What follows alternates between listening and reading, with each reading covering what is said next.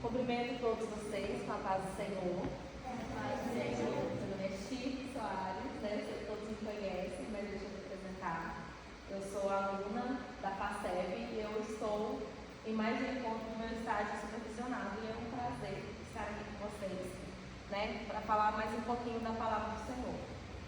Convido vocês para ficar de pé. Vamos ler no livro de 1 João, capítulo 3, versículos do 1 ao 9. 1 João, capítulo 3, versículos do 1 ao 9.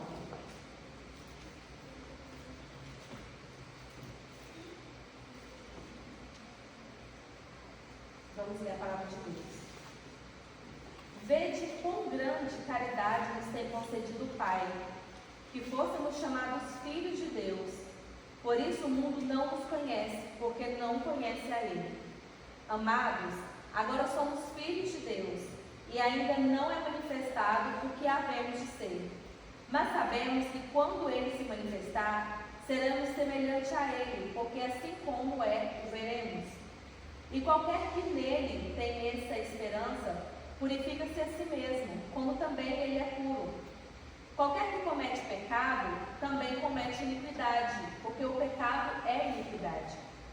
E bem sabeis que Ele se manifestou para tirar os nossos pecados, e nele não há pecado. Qualquer que permanece nele não peca, qualquer que peca não o viu nem o conheceu. Filhinhos, ninguém vos engane. Quem pratica justiça é justo, assim como Ele é justo. Quem comete pecado é do diabo, porque o diabo peca desde o princípio. Para isso, o Filho de Deus se manifestou, para desfazer as obras do diabo. Qualquer que é nascido de Deus não comete pecado, porque a sua mente permanece nele e não pode pecar, porque é nascido de Deus. Amém? Podem se assentar. O título da mensagem de Deus nessa noite é: o que é o pecado e quais as consequências físicas e espirituais? Nós vivemos numa sociedade muito movimentada, onde a informação está à mão o tempo todo, onde muita coisa mudou. Para falar assim no português assim mesmo, muita coisa mudou. Onde hoje o que nós definimos como não é pecado, às vezes um dia foi considerado pecado. E é nesse contexto que nós vamos falar hoje. O que é o pecado? Quando a gente lança essa pergunta, o que vem na nossa mente? O que é pecado? E quais são as consequências desse pecado? Dos pecados? Nós temos consequências físicas e espirituais. Quais são elas? Então é sobre isso que nós vamos falar aqui nessa noite. Então o que é pecado? Tudo aquilo que desagrada a Deus, tudo aquilo que transgride a lei de Deus é pecado. Tudo aquilo que Ele deixou para nós escrito nas instruções que a gente faz diferente do que está aqui é pecado. Tudo que desagrada ao Senhor é pecado. E eu preciso conhecer a palavra para me saber então o que é pecado, né? Nós temos aí os mandamentos, que é um resumo, né, da lei do Senhor, mas eu preciso minuciosamente estudar essa palavra. E quais são as consequências do pecado?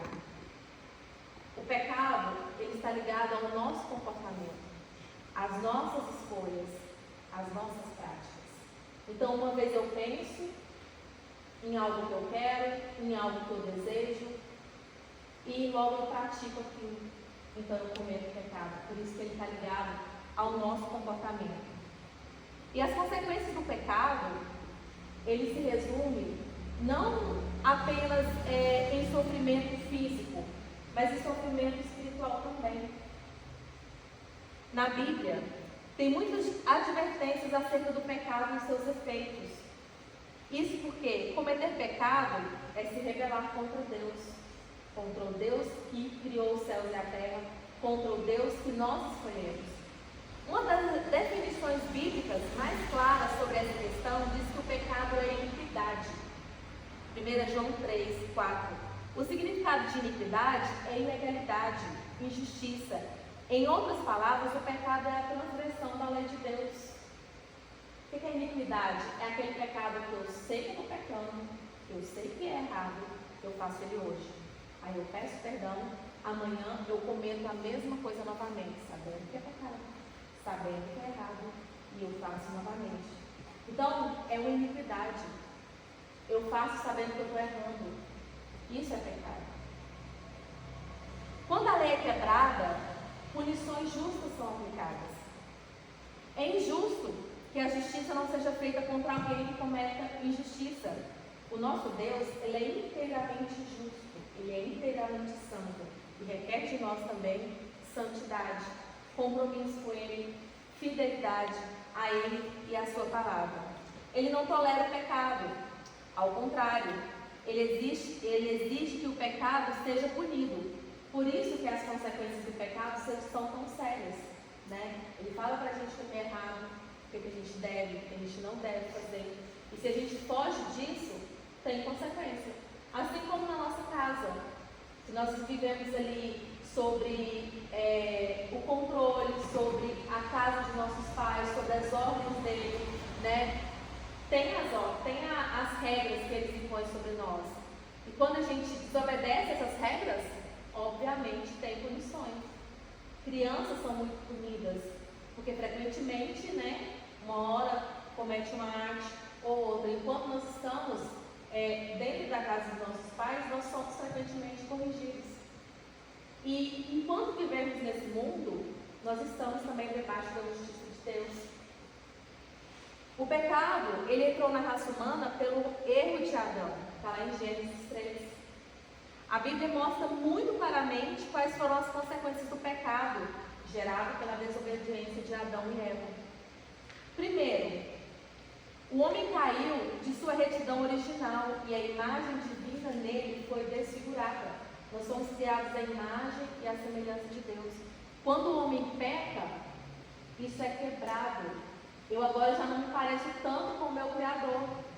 Eu agora já não sou justa como Ele. Já não sou correta como Ele.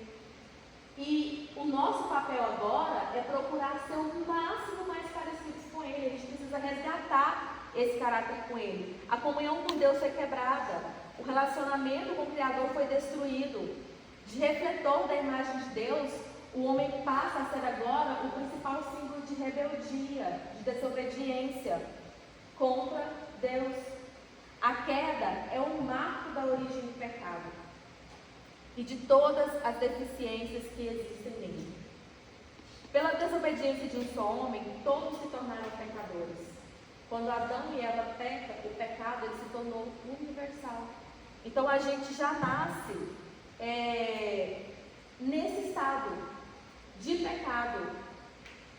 Adão e Eva cometem um pecado pessoal, mas esse pecado ele afeta a natureza humana, toda a natureza humana, todas as pessoas que nasceram após Adão e Eva nascem agora, né, com esse efeito, com esse estado de pecado. É um pecado que será transmitido por propagação, não por imitação. A humanidade inteira, isto é, pela transmissão de uma natureza humana privada da santidade e da justiça original. O pecado original, ele é denominado pecado de maneira analógica. É um pecado contraído e não um pecado cometido, um estado e não um ato. Ou seja, eu herdei essa natureza pecaminosa de Adão e Eva, porque se tornou universal. Todos que nasceram após, então, já nasce sobre esse jugo. Segundo, o pecado, ele trouxe morte espiritual. Toda a humanidade tornou-se morta em ofensas e pecados. Em Efésios 2, versículos do 1 ao 3, diz assim: antigamente, por terem desobedecido a Deus e por terem cometido pecados, vocês estavam espiritualmente mortos. Naquele tempo, vocês seguiam o mau caminho deste mundo e faziam a vontade daquele que governa os poderes espirituais do espaço. O espírito que agora controla os que desobedecem a Deus. De fato, todos nós éramos como eles e vivíamos de acordo com a natureza humana, fazendo o que o nosso corpo e a nossa mente queriam.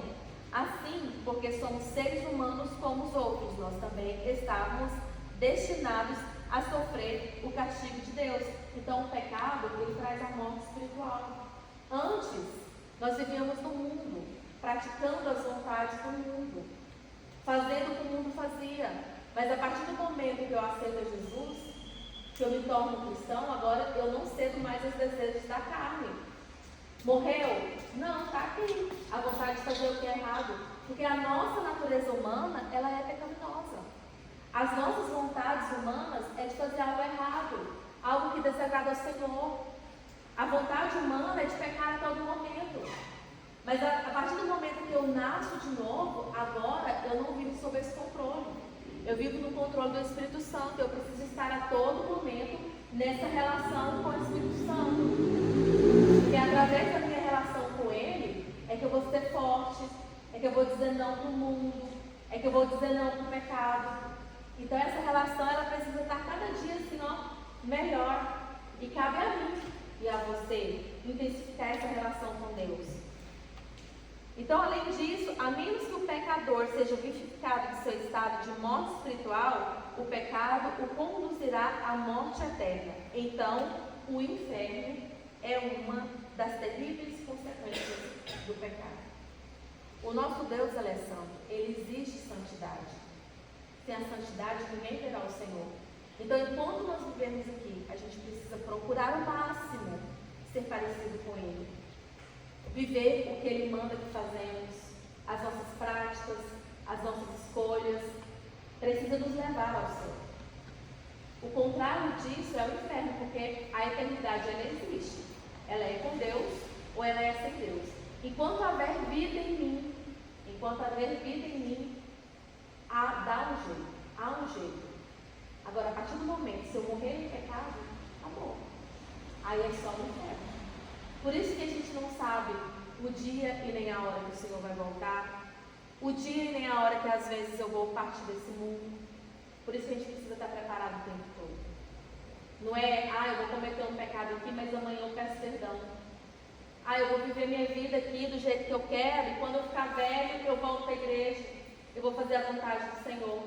Mas quem garante que eu e você chegaremos à velhice?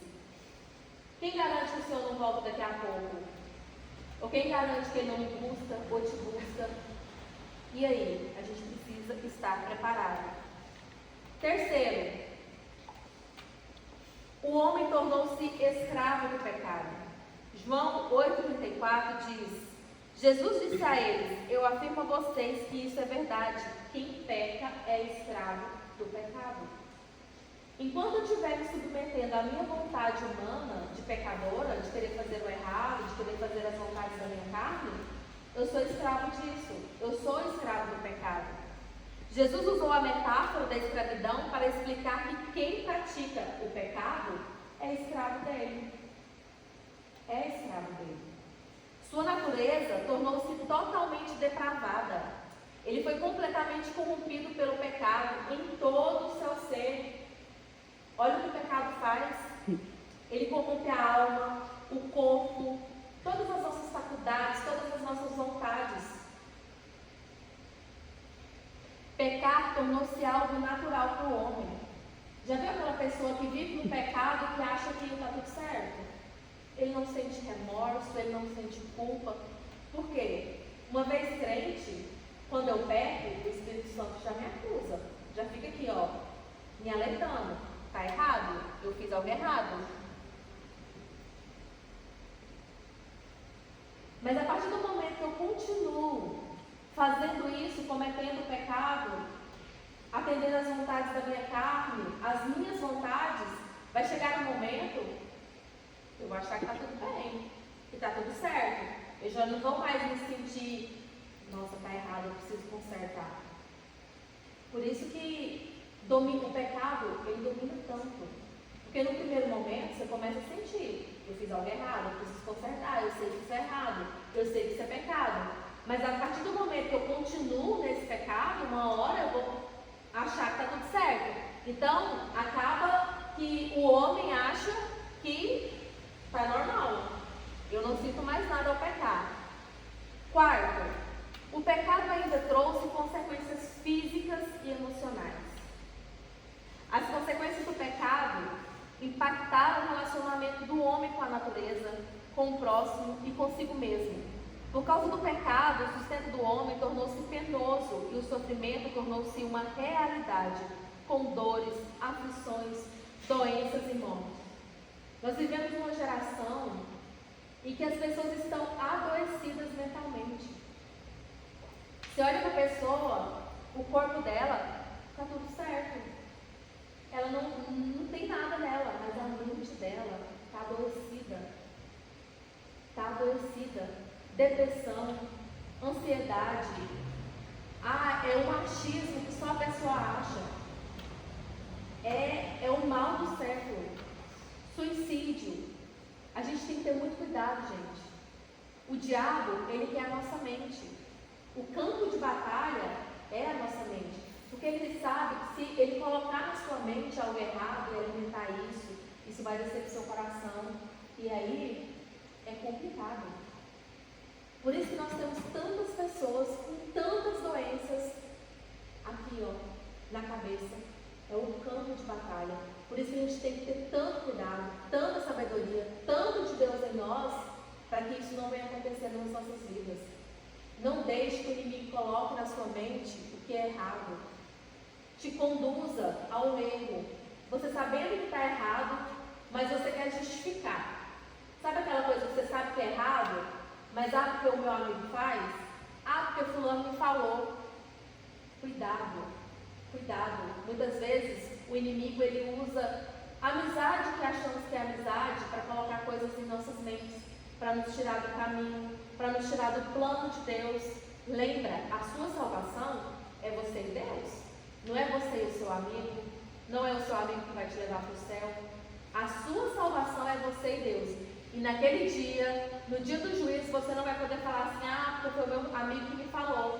Mas o meu amigo também fazia. O Senhor vai falar assim, apartai-vos de mim, porque eu não vos conheço.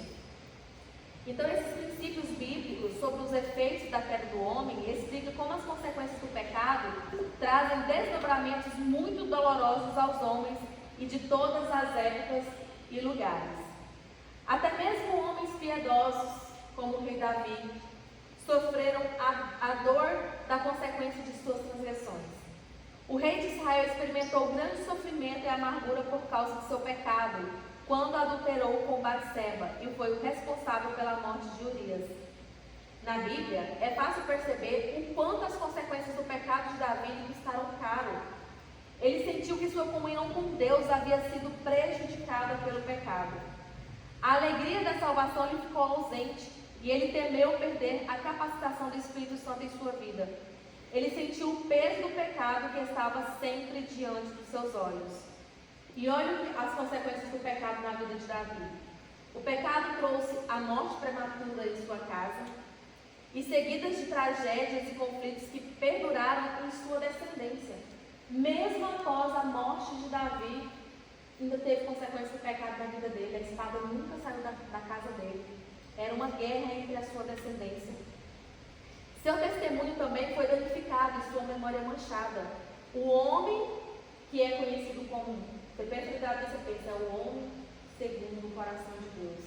Mas também, ele é lembrado da história por conta de seu pecado e das consequências dele. Nesse sentido, as consequências do pecado de Davi servem como lembretes a nós, que conhecem a história, a respeito da ação destrutiva e catastrófica do pecado. Sim, as terríveis consequências do pecado são avisos para o crente, que é exemplo de Davi, resolve se enveredar pelo caminho da desobediência. E agora? Eu pequei, pedi perdão, fui perdoado, está tudo certo? Está tudo certo, foi perdoado, né? A Bíblia fala que aquele que confessa e deixa alcança a misericórdia, mas, como eu disse lá na frente, consequências, pecado e as suas consequências. Eu fui perdoado, mas tem consequências. Vocês sabiam disso? Por mais que eu alcance o perdão, a consequência do meu pecado ele vai vir. Ele vem com o crente, ele vem com o ímpio. Muita gente pergunta, como o pecado perdoado por Deus ainda pode ter consequências? Já viu aquele negócio assim? Eu cometi um erro na minha casa, meu pai me desculpou, me perdoou, mas eu fiquei 1 mês sem celular, eu fiquei 3 meses sem mesada, eu fiquei sem ganhar meu celular novo, eu fiquei sem poder ir para a casa daquela amiga que eu gosto tanto. Consequência, eu fui perdoada, eu fui desculpada, mas existe a consequência pelo meu pecado. Vocês acham que com Deus é diferente? Não é não. O erro está em confundir os efeitos do perdão de Deus e as consequências do pecado. A questão é, o que significa ter os pecados perdoados e não perdoados? Em primeiro lugar, é importante saber que todo pecado ele é punido. Tanto o pecado cometido pelo não crente, quanto o pecado cometido pelo crente. A diferença é que o pecado do ímpio é finalmente castigado no inferno, e o pecado do redimido é castigado na cruz de Cristo. Ele pagou pelos nossos pecados, com preço de sangue inocente. Em segundo lugar, as consequências do pecado não perdoado são essencialmente distintas do pecado perdoado. As consequências do pecado não perdoado podem ser entendidas como sendo penalidades que buscam um acerto de contas. Elas fazem parte do julgamento e da condenação do pecado. Elas são sanções aplicadas por causa da violação da lei divina, e seu objetivo é a justiça retributiva. Então não pense que não vai acontecer comigo. Porque não vai acontecer comigo. Se eu me perdoou, ele vai ter misericórdia. Ele já teve a misericórdia lá na cruz, morreu por mim, por você. E a sua misericórdia ela nos alcança todos os dias, mas não nos isenta da punição dos nossos erros. Já as consequências do pecado perdoado, e aqui entra eu e você, que somos cristãos, possuem uma finalidade pedagógica. São medidas disciplinares que têm o objetivo de corrigir o crente, endireitar a sua conduta, revelar que você cometeu um erro, te pôr no caminho certo novamente, para que você entenda que se você errar de novo, você cometer aquele pecado de novo, vai ter punição de novo. É a punição divina. Mostrar a desaprovação de Deus, chamar ao arrependimento e à confissão e aperfeiçoá-lo em santificação. Quando somos corrigidos, é para que a santidade em nós, ela aumente a cada dia. Que a gente reconheça que nós erramos, que nós pecamos, mas a gente não deve, não pode continuar no erro. Então a gente precisa ter muito cuidado, conhecer a palavra, estudá-la minuciosamente, para que a gente possa saber e entender o que eu posso e o que eu não posso fazer. O Senhor nos deixou livre-arbítrio. Posso todas as coisas, mas nem tudo me convém. E existem consequências para tudo aquilo que nós praticamos que transgride a lei do Senhor. Então a gente precisa procurar cada dia mais estar no caminho, permanecer nesse caminho. E se nós erramos, confessar o nosso pecado e não pecar mais. Para a gente finalizar aqui, o pastor John Piper diz que pelo poder da verdade do Espírito devemos aprender a deleitar-nos na graça de Deus, no perdão dos pecados, na esperança da glória e na alegria do Senhor. Ao mesmo tempo em que podemos estar sofrendo as consequências do pecado perdoado, nós não devemos equiparar perdão à ausência do impacto doloroso. Não podemos ficar pensando que eu vou pecar e vai dar tudo certo. A vida de Davi é uma ilustração vívida dessa verdade. Então, que Deus nos ajude. Na Bíblia nós temos exemplos de homens e mulheres que cometeram os erros, daqueles que não arrependeram dos mesmos. E temos exemplos de homens e mulheres que erraram, mas que voltaram no caminho com arrependimento e alcançou a graça e a misericórdia do Senhor. Amém? O Senhor nos dê a graça sempre de nós entendermos isso. O que é o pecado e as consequências desse pecado na nossa vida. Que o Espírito Santo fale melhor e mais profundo no coração de vocês. E eu agradeço aqui a oportunidade. Amém.